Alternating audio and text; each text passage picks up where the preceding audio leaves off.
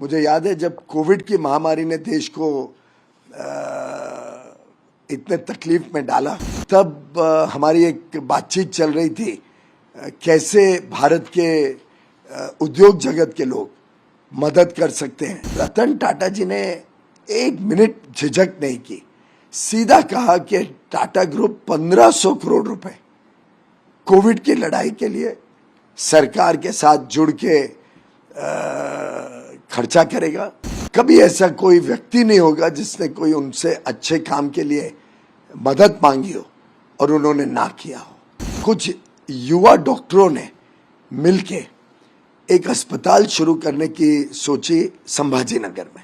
Doctor Hedgewar के नाम पे वो अस्पताल आज भी लाखों लोगों की सेवा कर रहा है।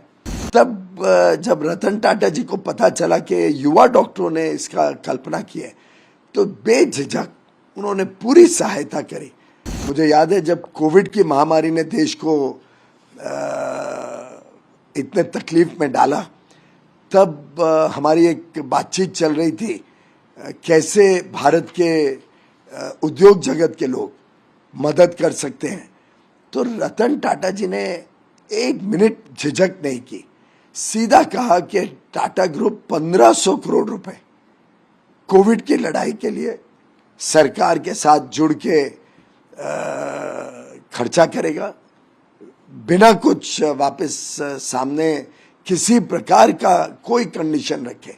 1500 करोड़ रुपए उन्होंने कमिट कर दिए कोविड की लड़ाई के लिए, जिसमें से 500 करोड़ रुपए उन्होंने सीधा एक दिन के अंदर चेक भेज दिया पीएम केयर्स में, जिससे कोविड की लड़ाई में भी हमारे हाथ मजबूत हुए। मैं समझता हूँ एक ऐसा व्यक्तित्व है जिन्होंने जीवन भर व्यापार और उद्योग को तो बहुत नई ऊंचाइयों तक लेके गए ही, ईमानदार व्यवस्थाओं से भी कैसे उद्योग बड़ा बन सकता है, अंतर्राष्ट्रीय पटल पर जा सकता है, उसका एक जीवंत उदाहरण टाटा ग्रुप के रूप में बनाया। लेकिन साथ ही साथ उनका जो निहित चरित्र था, एक सेवा भावी, एक बहुत ही सरल व्यक्तित्व था, उसको कभी बदला नहीं।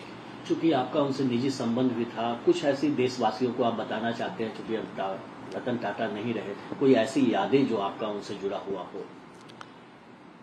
कई सारे यादें आती हैं। जैसे हमने रेलवे में एक बार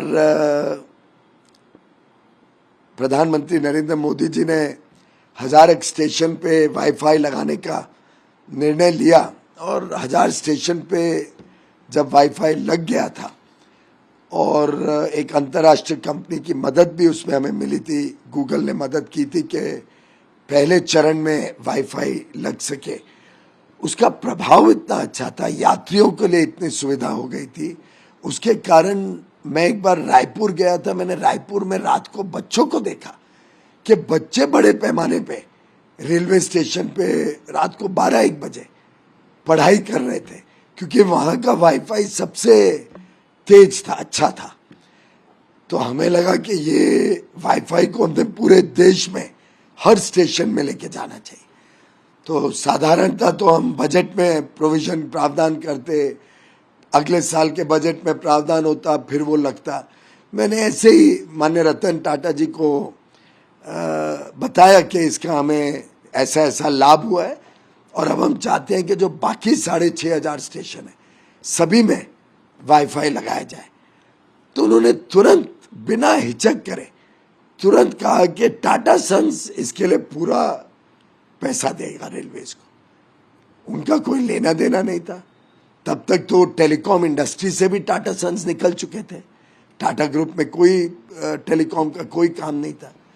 उन्होंने सीधा उनके जो सचिव थे और उनके सहयोगी थे वेंकट, उनको आदेश दिया, 450 करोड़ रुपए एक पलक में उन्होंने रेलवेज को दे दिए।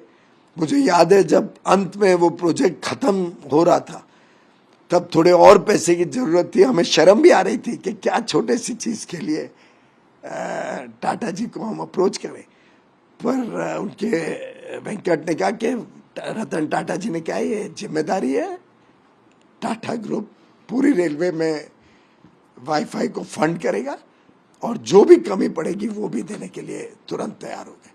तो एक उनके मन में हर वक्त कैसे भारत आगे जाए, कैसे भारत के युवा शक्ति को मौके मिले। मुझे जो जानकारी है, उन्होंने शायद 30 से अधिक स्टार्टअप्स को अपनी पर्सनल कैपेसिटी में, अपने व्यक्ति खुद के पैसे से स्टार्टअप को मदद दी कि वो आगे बढ़ सके।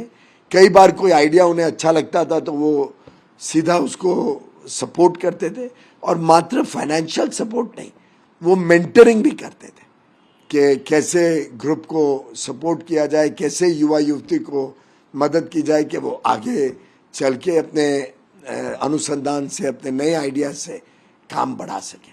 टाटा ग्रुप एक ऐसा ग्रुप रहा है जिसका हर क्षेत्र में देशभक्ति झलकती है, और रतन टाटा जी ने जो लगभग 60 वर्ष सेवा की है उद्योग जगत की, 1961 में एक शॉप फ्लोर के अप्रेंटिस के रूप में टाटा ग्रुप में उन्होंने सेवा करना शुरू किया था।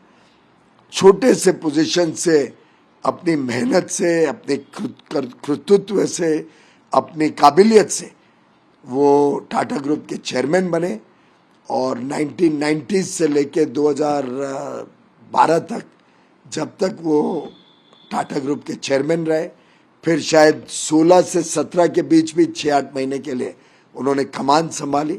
लेकिन जीवन भर उन्होंने, मैं समझता हूँ, टाटा ग्रुप को ही नहीं बढ़ाया, देश सेवा करी, और देश का एक अनमोल रत्न के रूप में टाटा ग्रुप को खड़ा किया। ये रतन भी था देश का और शान भी थी देश की।